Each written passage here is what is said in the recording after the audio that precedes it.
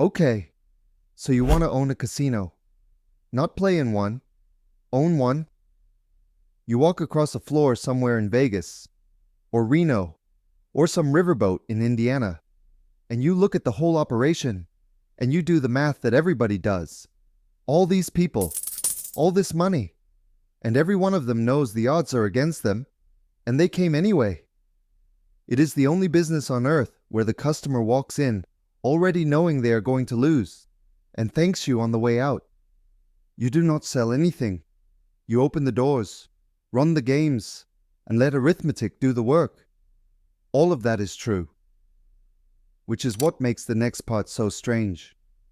Because the house edge, the actual mathematical advantage the casino holds over you, is far too small to pay for any of what you are looking at. Not that building, not that staff, not those lights. It is not close. So something else is paying for all of this. It is standing directly in front of you right now, and you cannot see it yet. By the end of this, you are going to know exactly what it is. That picture in your head came from movies. Men in good suits walking the floor in slow motion. The pit boss who knows everybody's name. A room out back where the real money gets counted. Here is what the movie does not show you. The gaming license, which requires investigators to go through your finances, your business partners, and your personal life in a way your own bank never would. The surveillance department, which is staffed around the clock and never earns a dollar. The federal paperwork, because the moment you take that license, you are legally a financial institution and you file reports on your own customers. And the rent. $310 million a year. In one specific case, we are going to get to, paid to a landlord who is not you. And once you see where the money actually comes from, you will not be able to walk across one of those floors again without noticing it working on you. It starts with a number so small that most people assume it has to be a mistake. Hold that thought. Because before the edge matters at all, you have to get in the door, and the door is the most expensive part of this entire business. There is a layer of cost here that catches new owners completely off guard, and it arrives before you take a single bet. First, the license. You do not buy a gaming license. You are granted one, and you are granted it by a state board that investigates you first. Your funding sources, your partners, anyone with a meaningful stake. It takes months. It can take longer than a year. And it is not a one-time event, because you stay licensed only as long as you keep being the kind of person they licensed. Second, the building. A regional casino is a mid-sized hotel with an industrial kitchen, a parking structure, and a floor full of machines that each cost real money and go obsolete. You are not buying a business. You are buying a building that happens to contain one. Third, the cage. You have to hold enough cash on hand to pay every jackpot that could plausibly hit tonight. That money sits there. It does not earn anything. It is not working capital. It is a promise you have to be able to keep at 3 in the morning. And fourth, the one nobody mentions in the pitch deck, the compliance operation. The moment you hold a gaming license, you are treated as a financial institution. You are required to know who your big players are, track their cash, and file reports on transactions that cross certain thresholds, whether or not the customer likes it. You need a compliance department. You need surveillance covering the floor continuously. You need internal audit. None of it generates a dollar. All of it is mandatory. And unlike the machines, you cannot scale it down when business is slow. So you have spent all of that and hired all of those people, and now you finally get to make your money on the thing everybody thinks this business is about, which is where it stops making sense. Here is the number the whole fantasy is built on, and it is smaller than you think. American roulette, the wheel with the 0 and the double 0. The house edge on that game is 5.26%.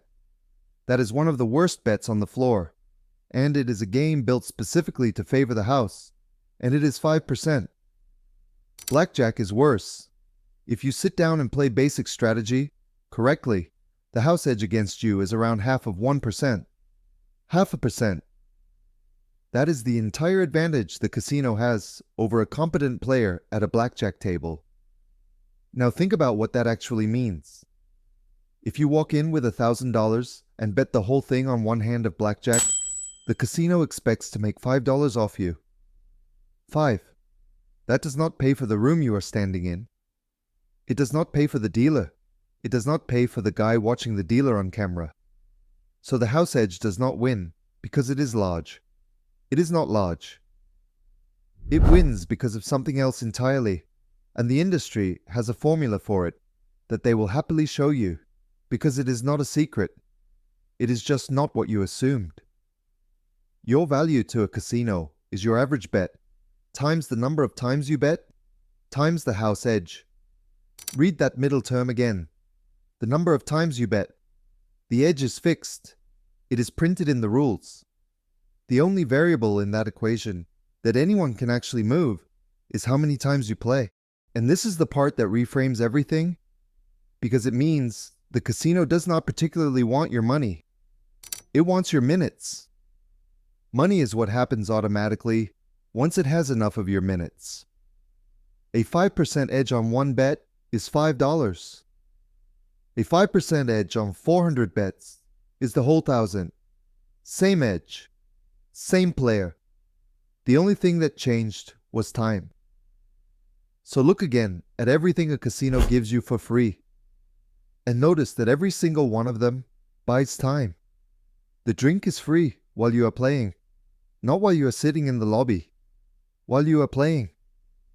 The room is comped, which means you are still on the property at 9 in the morning instead of driving home.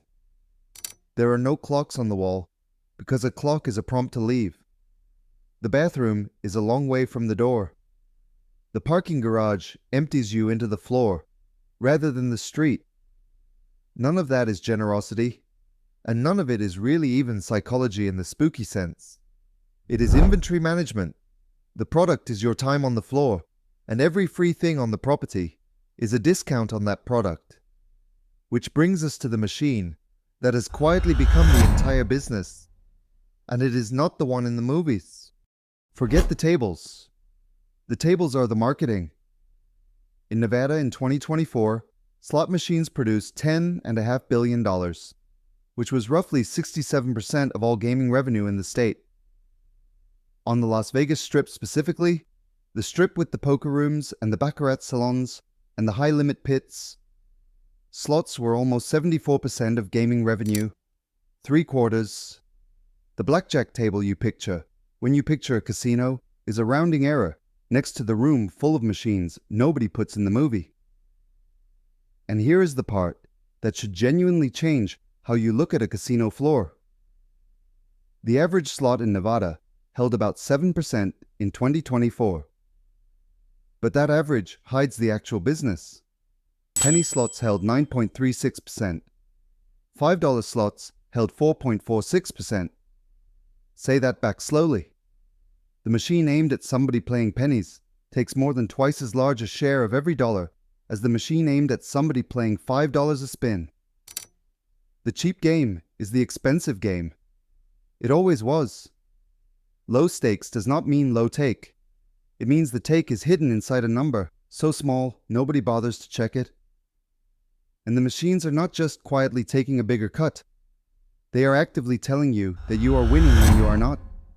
This one has been studied properly, and the finding has a name. On a modern multi-line slot, you are not betting on one line. You are betting on 20 or 50, so you can win on 7 of them and lose on the other 43. Get back less money than you put in, and the machine will still light up, play the winning sound, and roll the counter upward. Researchers at the University of Waterloo named these losses disguised as wins, and what they found is the uncomfortable part. Measured physically, on skin response and heart rate, players react to these the same way they react to actual wins.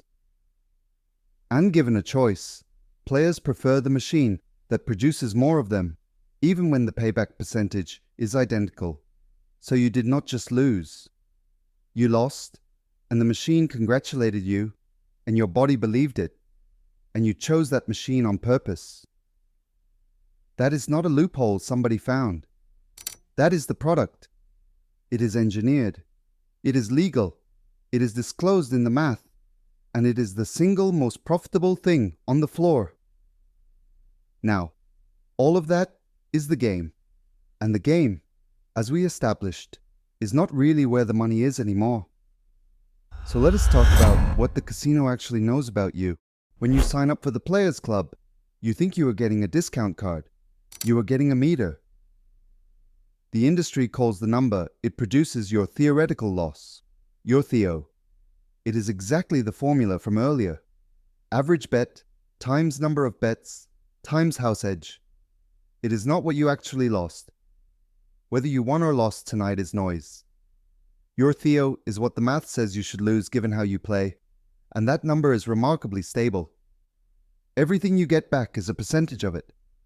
The buffet, the room, the show tickets, the host who somehow knows your name. All of it is calculated off your theoretical loss. And here is the tell. The comp is not a thank you, and it is not a share of the profits. It is sized to be the smallest amount that keeps you playing. That is what it is for. The casino is solving for the cheapest possible way to buy more of your minutes, and it has your entire play history to solve it with, which means the free room is not free, and it is not even a discount. It is a purchase, and you are the thing being bought. So the games are engineered, and the rewards are engineered. It will not surprise you that the building is too. There are two competing schools of thought on how to build a casino floor, and both of them are named after real people who won the argument at different times. The old school was maze design. Low ceilings, narrow twisting paths, no sight lines to an exit, machines packed tight in clusters, so you are always inside a bank of them rather than walking past one. The intent was simple: make the floor easy to enter, pleasant to be inside, and confusing to leave. The newer school came out of Wynn, and it went the opposite way. High ceilings, natural light, wide sightlines, actual windows, art on the walls. The theory being that people spend more and stay longer in a room that makes them feel wealthy, rather than a room that makes them feel trapped. Notice that these are opposite designs with the identical goal. Neither one is about making your visit better. Both of them are about your minutes. And notice where things are. The slots are nearest the door, because slots are the highest margin product, and they require no commitment. The tables are further in.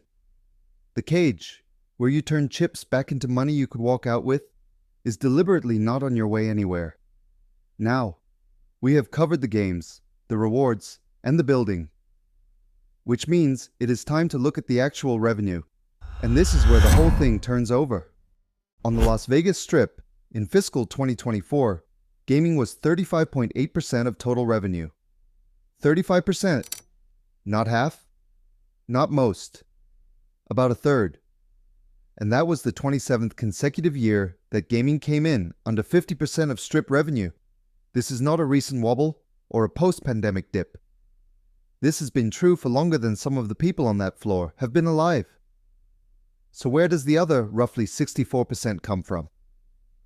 Rooms, food and beverage, nightclubs, resort fees, parking, concerts and residencies, conventions, which fill the hotel midweek with people whose company is paying. The modern Strip casino is a hotel and entertainment company that operates a casino, and the casino's job has quietly changed. It is not the profit center anymore. It is the reason the building exists, the thing that justifies 20 restaurants, and a stadium-sized theater, and the excuse for a room rate that a normal hotel could not charge in that location. You are not really buying a gambling business. You are buying a hospitality business with a math engine in the lobby that keeps the rooms full. Which raises an obvious question. If the building is where the money is, who owns the building? Here is the structural fact that runs underneath this entire industry. and almost nobody outside of it knows it. The big casino operators sold their real estate. In 2021, a company called VC Properties acquired MGM Growth Properties in a deal valued at $17.2 billion. In 2022, VC took full ownership of the real estate under the MGM Grand and Mandalay Bay in a transaction valuing those two properties at $5.5 billion. MGM still runs both. MGM does not own either. The lease on those two buildings was set to generate around $310 million a year in rent, on a term running to 2050, with the rent escalating every single year at 2%, and after 2035, at whatever inflation does within a cap. Read that again, because it is the whole game. The rent goes up every year, forever. It does not care whether you had a good quarter. This is called a sale-leaseback, and on paper it is clever. You unlock billions in dead capital. You pay down debt. You buy other things. Your returns look extraordinary because you no longer carry a building on your balance sheet. But look at what actually happened. Casino operators sold the one asset in the whole business that was quietly appreciating, the land under the Las Vegas Strip, and kept the one that was not, which is the operation. They turned an asset they owned into a bill that arrives every month and grows every year. And that is exactly why casinos die the way they die. When revenue drops, the games get cheaper, the staff gets thinner, the restaurants close, the rent does not move. Which brings us to the building that proves it. This is the part of this story worth telling properly, because somebody actually ran the experiment, with real money, in public, and we know exactly how it ended. Revel, Atlantic City. It cost $2.4 billion, and it was genuinely beautiful. 47 stories of curved glass on the boardwalk, the tallest building in the city. It was deliberately not the Atlantic City everybody complained about. It was non-smoking. It was aimed at a younger crowd. It had the restaurants and the pool decks and the nightlife, and it was designed to be a destination resort that happened to have a casino in it, rather than a casino with rooms upstairs. It opened on April 2nd, 2012. It went into bankruptcy inside of a year. Then it went into bankruptcy again. And on September 2nd, 2014, 29 months after opening the doors, Revel closed. $2.4 billion, and it lasted 2.5 years. The building went to auction. In April of 2015, it was bought by a Florida developer named Glenn Straub for $82 million. $82 million against $2.4 billion. That is a little over 3 cents on the dollar. And here is why it failed, and it is not the reason people assume. Revel was not badly built. It was arguably the nicest property in the city. It failed because it was designed for a customer who was not there. It was built for people who wanted a resort in a market whose actual customers arrived on buses, wanted to smoke, and came to gamble. Revel made its floor pleasant and its offer premium, and in doing so, it made itself worse at the one thing that market was actually buying. And it did not fail alone. In 2014, Atlantic City started the year with 12 casinos and ended it with 8. The Atlantic Club, the Showboat, Revel, and Trump Plaza all closed inside the same year, and around 8,000 people lost their jobs. The cause was not a scandal or a crash. It was competition. Neighboring states had legalized gambling, and the customers who used to drive to Atlantic City no longer had to. The ending is the part that stays with you. The building is still there. It reopened in 2018 under new owners as Ocean Casino Resort, and it is operating today. The property survived. The business did not, because the business was never the building. So knowing all that, is this actually a good business? Honestly, yes. At the industry level, it is enormous and it is growing. United States commercial gaming revenue hit nearly $72 billion in 2024. That was a record, and it was the fourth record year in a row. But look at where the growth is going, because it is not going into buildings. Online gaming was 30% of that total, at a record $21.5 billion. And online casino revenue alone grew almost 29% in a single year in the handful of states that allow it. The fastest growing part of the casino business does not have a floor, does not have a cage, does not have a rent bill, and does not need you to physically go anywhere. And that is the trap sitting under any casino purchase you could realistically make. Not a strip resort. Nobody reading this is buying the Bellagio. A regional casino in a market where the barrier to entry was always geography. It was the only legal option within a 2-hour drive, and that was the entire moat. That moat is what Atlantic City lost, and it lost it in the space of about 5 years, without anybody doing anything wrong. So, the license protects you from competitors opening next door. It does not protect you from the state next door, and it does not protect you from a phone. So should you own a casino?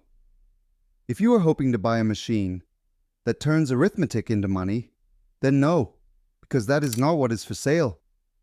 The edge is 0.5% to 5%, and it only becomes real money if you can hold thousands of people on a floor for hours at a time, which requires a hotel, a kitchen, a nightclub, a compliance department, and a surveillance operation that never sleeps.